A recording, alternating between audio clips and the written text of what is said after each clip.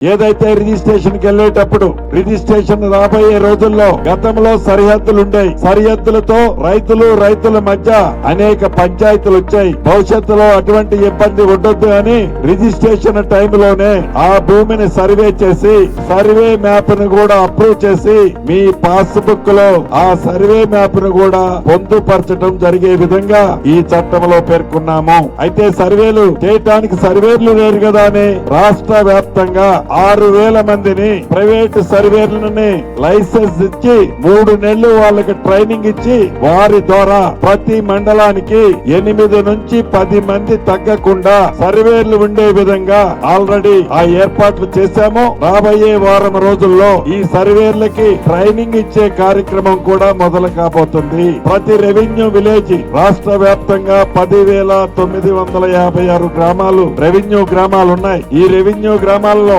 గతంలో VRA VRO వ్యవస్థ ఉండేది. ఆనాటి ముఖ్యమంత్రి గారి నిర్ణయం వల్ల ఆ వ్యవస్థని మొత్తం రోడ్డును పడేశారు. మన ప్రజా ప్రభుత్వం ఇందిరమ్మ ప్రభుత్వంలో ఈ 10,956 గ్రామాలకి రెవెన్యూ వ్యక్తుల్ని జూన్ 2వ తారీఖు నుంచి నియమిస్తున్నాము. ప్రతి డిసెంబర్ 31వ తారీఖు నాడు గతంలో లాగా ప్రతి సంవత్సరము జరిగే ఆ రెవెన్యూ గ్రామంలో ట్రాన్సాక్షన్స్ అన్నిటినీ జమాబందీ ద్వారా పరిష్కరించే కార్యక్రమాన్ని డిసెంబర్ 31వ తారీఖు నాడు ప్రతి సంవత్సరం జమాబందీ కార్యక్రమాన్ని కూడా చేపడుతున్నాము.